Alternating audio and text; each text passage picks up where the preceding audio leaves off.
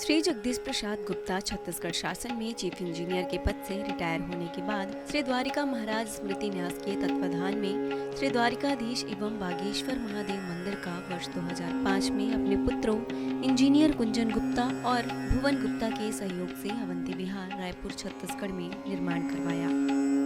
श्रीमद् भागवत कथा, राम कथा, गीता तत्व, वेदांत आदियों के तात्पर्य को व्यासपीठ से कहने के कारण इन्हें शब्दों द्वारा आचार्य श्री जगदीश भी कहा जाता है।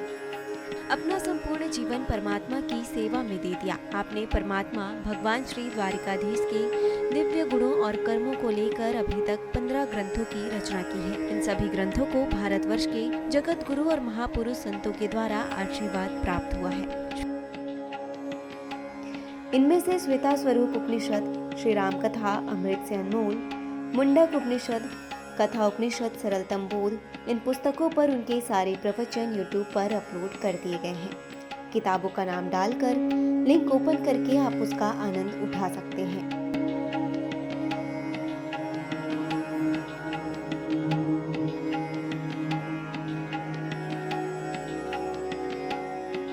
उनके ग्रंथ श्रीमद् भागवत और वेदांत सार के चतुर्थ खंड का अष्टम विचार रामलीला का आश्रय का उद्बोधन सुन रहे हैं आप।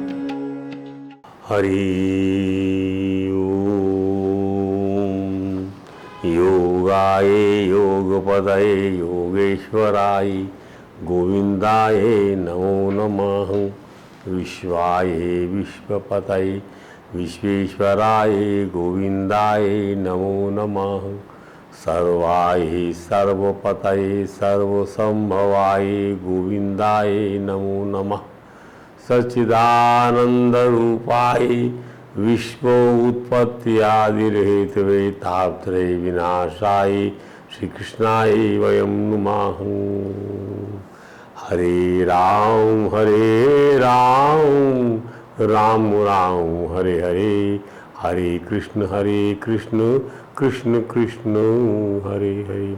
बोलिए परात्पर परम त्रिलोकी नाथ भक्तवांछा कल्पतरु भक्त वत्सल कृपण वत्सल शरणागत वत्सल भगवान श्री द्वारकाधीश महाराज की जय। भगवान श्री बांकी बिहारी लाल की जय।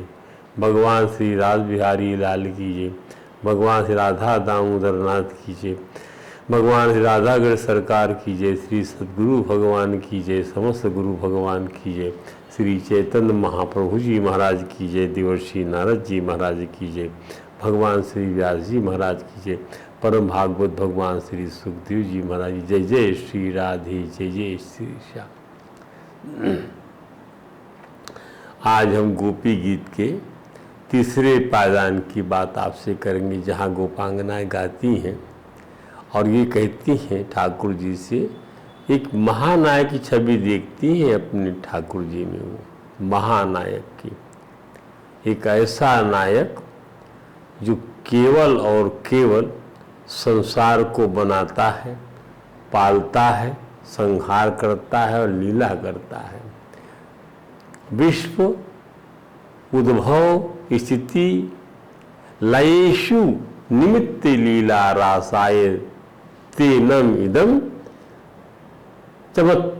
चमत्ते इदम चक्कमेश्वराय। ये ब्रह्मा जी की स्तुति है कि हे प्रभु, आप जो है आपके रूप के साक्षात्कार से भ्रम चला जाता है।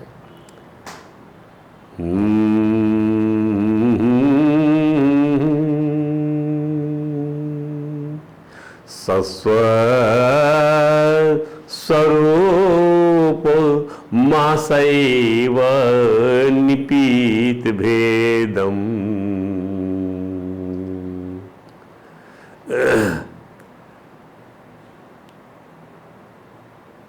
धिषण मोहाय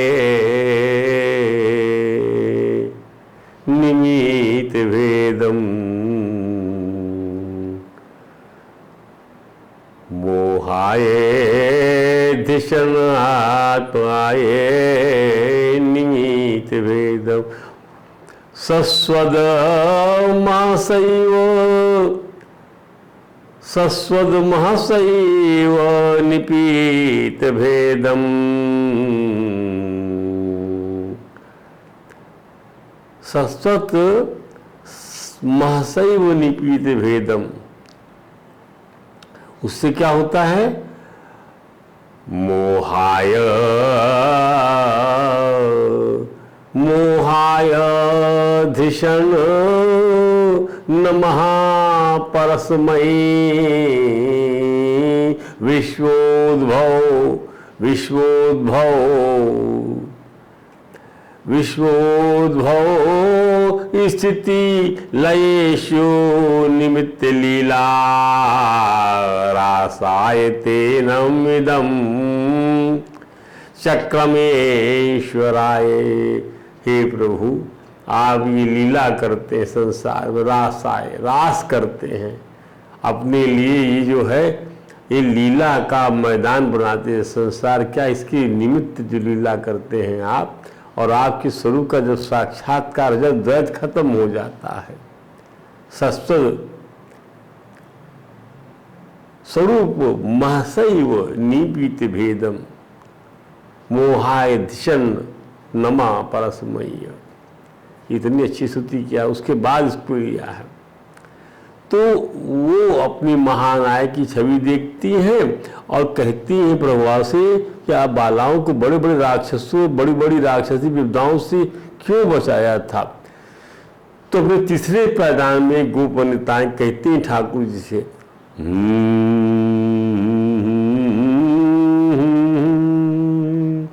विष जलापया व्याल राक्षसा वश मारुता वैद्युतानला। विष जलापयाद व्याल राक्षसात, यमुना में जल को विषैला बना दिया काली ने। हम लोग सब उस पानी का पान करने वाले थे, सबके सब के प्राण चले जाते। व्याल राक्षसात, एक से एक बड़ी बड़ी राक्षसी विपदाओं से बचाया था।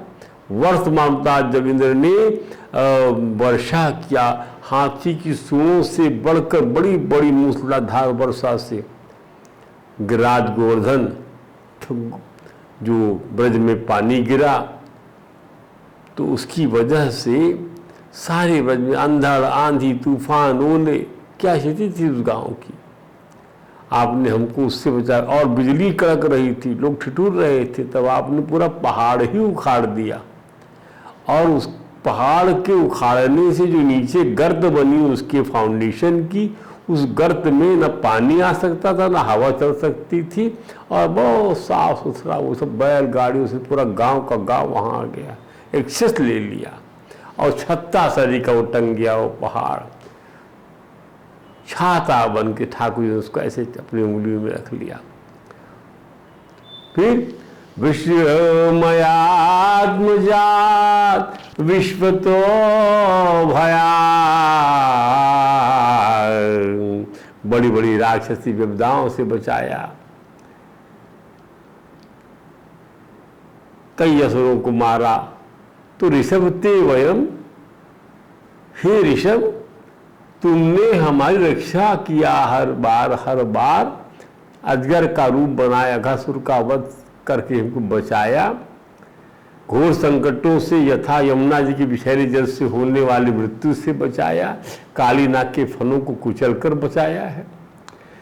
हे गिरिराज धरण, आपने इंद्र की वर्षा, उनके वज्र से, आंधी अंधर और बिजली से हमारे प्राणों रक्षा किया। हम आपने हमारे प्राणों की रक्षा गिरिराज पर्वत को अपने रख पर 7 दिन उठाए रखा है। हे प्रभु, दावानल, वृषभासुर, व्योमासुर आदि से भिन्न भिन्न अवसरों पर सब प्रकार के भयों से आपने बार बार हम लोग रक्षा किया है। रक्षिता मुहु ते ऋषभ,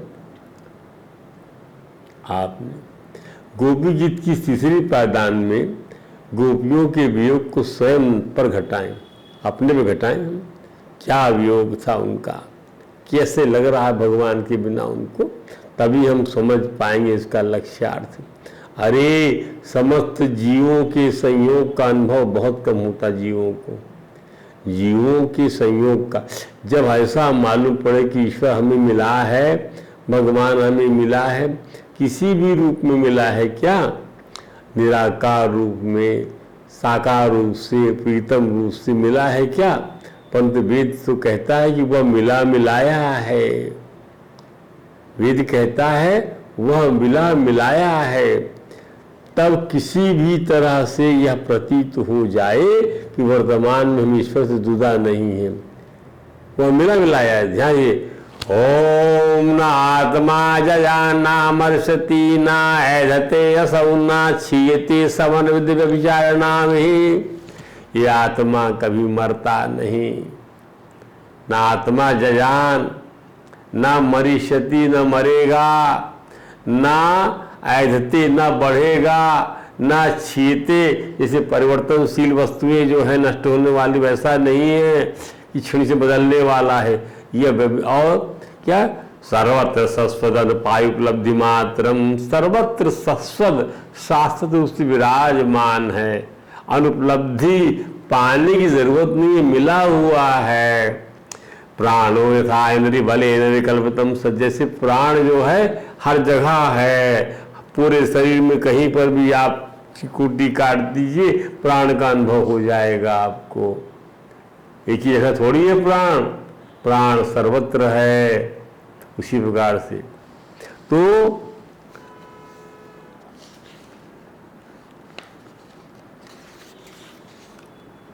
वह नारायण सर्व में है, सर्वत्र है और भूत भविष्यत वर्तमान सभी सत्ता का साक्षी है। देश काल और वस्तु उसको सीमित नहीं किया जा सकता, देश काल और वस्तु से उसको उनको सीमित नहीं किया जा सकता कि इस वस्तु में इसमें नहीं रहेंगे, इस स्थान में उस स्थान में नहीं रहेंगे। नहीं नहीं नहीं नहीं, वह इनसे परिच्छिन्न नहीं है, अपितु अपरिच्छिन्न है, अविनाशी है। उसे प्राप्त नहीं करना और न ही वह प्राप्ति का विषय। अरे वो तो स्वयं मिला हुआ है, उपलब्धि स्वरूप है, ज्ञान स्वरूप है। अरे प्राण को ही ले लो तो यही कि परंतु स्थान भेद से उसके अनेक नाम हो जाते। वही प्राण देखने वाला बन जाता है, वही प्राण सुनने वाला बन जाता है, वही प्राण खाने वाला बन जाता है, वही प्राण स्पर्श करने वाला बन जाता। वैसे ही एक ज्ञान होने पर इंद्रियों के सहयोग से उसमें अकेले अनेकता की कल्पना की जाती। ज्ञान एक है पर इंद्रियां, जो नाक की इंद्रिया बताएगी तो वो ज्ञान सूंघने वाला हो जाएगा, नाक बता रही, कान बताएगा तो वो ज्ञान सुनने वाला ज्ञान हो जाएगा। ध्यान दीजिए, पदार्थ रूपी ज्ञान तो एक है, परंतु नाक, कान, नाक, रसना, त्वचा उस पदार्थ को अपने विषय के अनुरूप बखानती है। वेद भी तो कहता है ओम येन रूपम रसम गंधम शब्दान स्पर्शांस मैथुनान, येन थ्रू whom, थ्रू विजनी, थ्रू whom, जिसके द्वारा, तृतीया एक वचन, येन रूपम, रूप, रस, गंध, शब्द, स्पर्श, मैथुनान, मैथुनादि, एतेनैव जानाति, एतेन एव विजानाति, एतेन येन, जिसके द्वारा ये सब जाना जाता है, एतेन एव विजानाति, जनाया जाता है, वह परमात्मा है। केवल परिशस्यते, वही बसता है इस सब भोगने के बाद में भी। अतः विचार करने से यह समझ में आ जाए कि हम श्री कृष्ण से जुदा नहीं है तो फिर क्या पूछना, आनंद ही आनंद है। परंतु संसारी लोगों को नारायण के वियोग का अनुभव ज़्यादा है और हमें उसके बिछोड़ने का दुख होता है, नारायण के वियोग का, और हमें उसके बिछोड़ने का दुख होता है। नहीं होता, यही समस्या है। अरे जहाँ पति का वियोग होता है, पुत्र का वियोग होता है, धन का वियोग सताता है, तो युग युग से बिछड़े हुए परमात्मा का, प्रभु का, प्यारे राधा रमण का, प्यारे राधा दामोदर का वियोग क्यों नहीं सताता? कि हम अपने भगवान से बिछड़े हुए हैं, अपने असली घर से हम भूल भटक के यहाँ पर आ गए हैं। हमारा असली घर क्या है? तो क्या कहें, हमारा हृदय हृदय नहीं पत्थर का है। गौरांग महाप्रभु ने बड़ी मार्मिक बात कही। गौरांग महाप्रभु कौन? इस्कॉन के पाइस के फाउंडर संस्थापक गौरांग महाप्रभु, हरे राम हरे कृष्ण मंत्र के प्रणेता, इस बीज मंत्र को देने वाले, जो जगन्नाथ जी के दिव्य विग्रह में समा गए, हमारे मानसिक गुरु। हे स्वामी मेरे प्रभु, हे मेरे कृष्ण, ऐसा गौरांग चैतन्य महाप्रभु कहते, मेरे मुझे विरह की स्फूर्णा क्यों नहीं देते, क्यों मुझे बार रोदन नहीं आता कि मैं बिछुड़ गया आपसे। तभी तो हम छटपटाएंगे, रोएंगे, कल्पेंगे और दुखी होंगे, तभी हमारा दिल फटेगा, तुमको दया आएगी, उनको दया आएगी, तुम दौड़ कर उठाओगे प्रभु, हम तुमसे बिछड़े हुए। पर एक बार मालूम तो पड़े कि हम अपने प्राण प्यारे, अपने हृदयश्वर, अपने जीवन सर्वस्व प्रभु से बिछुड़कर संसार में भटक रहे हैं, कातर भाव से दुखी हो रहे हैं, तो संसारी लोग भूल गए कि उन्हें ईश्वर की, नारायण की जरूरत है।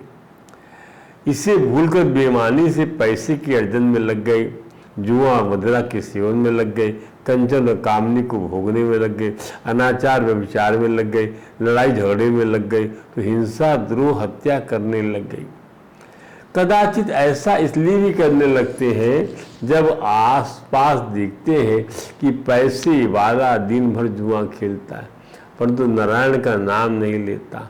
इन राजाओं को तो देख लो, सूरा और सुंदरी में मस्त है, इन्हें नारायण क्यों नहीं सुहाता? अरे इन्हें आदर्श बनाना है कि ये तो काल दंडक से ही मानने वाले लोग हैं। कई लोग ऐसे भी हैं जो कहते हैं कि अभी दान नहीं दूंगा चाहे कितना भी टैक्स देना पड़े, परंतु मरने पर टैक्स चाहे जितना भी देना पड़े, मरने पर चाहे जितना टैक्स देना, जितना दे वह तो लेने वाला ही लेगा। पर अभी यदि हम दिया तो फिर टैक्स दानदाता के रूप में देना पड़ेगा। यदि हमने दिया अभी दानदाता के रूप, मरने के बाद वाले टैक्स से बचेंगे नहीं, दान देने वाले टैक्स से वाले बच जाएं। इस वास्तविकता को भी हाँ ध्यान में रखना होगा। दान वाले टैक्स से दान दिया, टैक्स से बच गए। ऐसे लोग धर्म से टर जाते हैं, चाहे कितने बड़े कलेक्टर आदि हो, कलेक्टर टर गए। टर का मतलब है ही यही है कि धर्म से टर गए।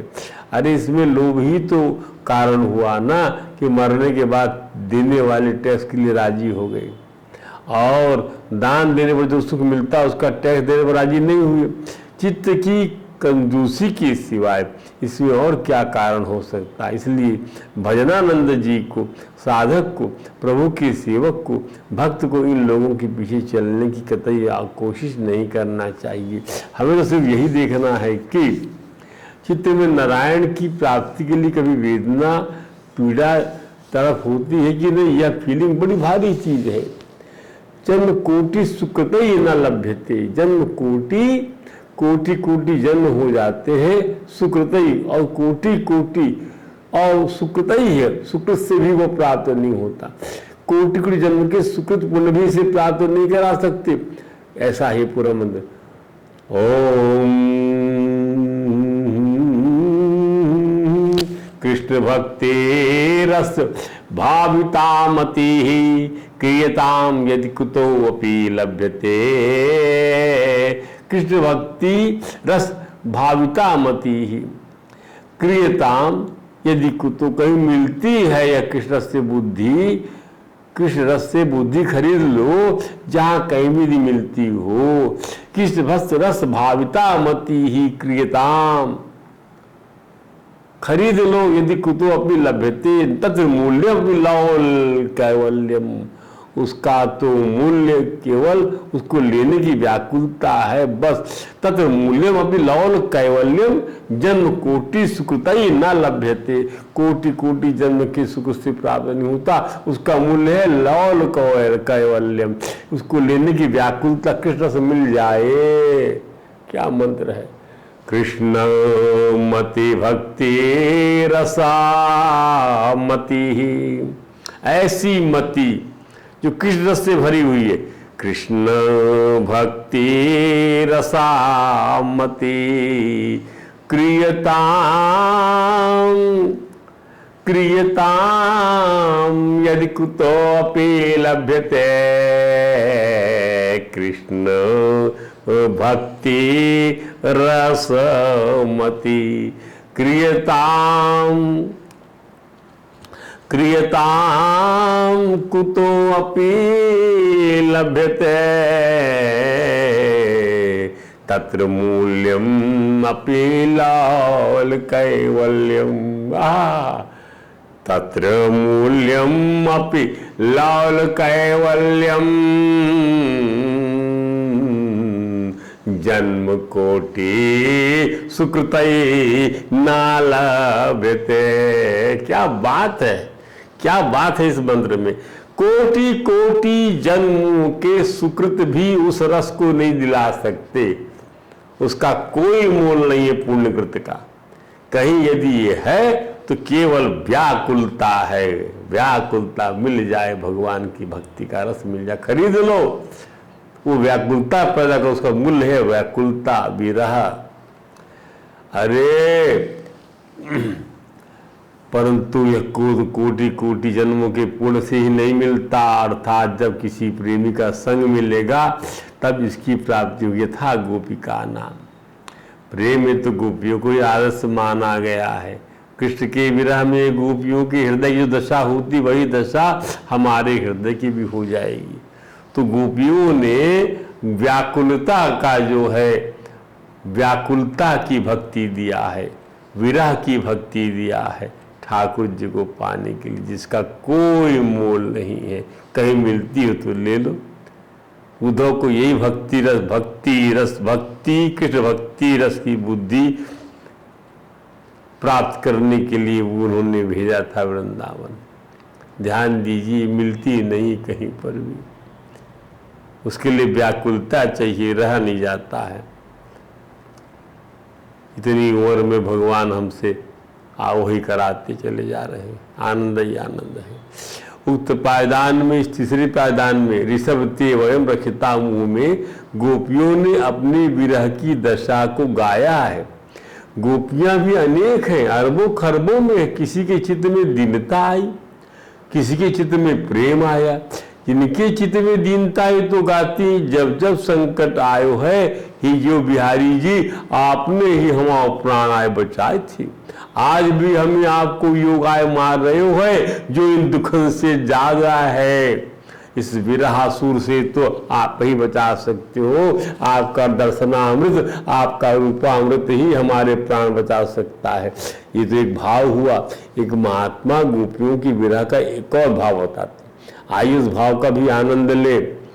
एक गोपी कहती, अरे सखी आज हमारे एक सपना आए, देखो सपने में बिहारी जी आए थे, उन्होंने हमारा मांग भर कर गले में माला आए पहना दी, अपने हृदय से लगा लाई, बड़ा प्रेम प्रकट किया श्याम सुंदर ने सखी। अब इस सखी की चर्चा सब जगह होने लगी, कितनी धन्य है वह सखी कि सपने में श्याम सुंदर को देखती है, पति बन गए श्याम सुंदर। अन्य गोपी कहती, अरे श्याम सुंदर क्या गए कि नींद हमारी बैरन हो गई, आती ही नहीं। अब नींद नहीं आ गई, सपना क्या देखे, न सपना होगा न होंगे दर्शन। इसका भावार्थ समझिए कि अपने कृष्ण प्रेम की व्याकुलता और पीड़ा को छिपाते हुए गोपी यह नहीं कहती कि हे श्याम सुंदर जी कम से कम मौत से बचाने तो आ जाओ। कहते हैं कि मौत को प्रेमी लोग वरदान समझते, मौत आ जाएगी तो शरीर छूट जाएगा, तो शुभ शरीर से हमारा जीव प्रभु के चरणों में लीन हो जाएगा। इनके सिवा और जगह हमारी जिंदगी के लिए कौन सी है। हम तो 100 बार मौत को बुलावें अपने पास।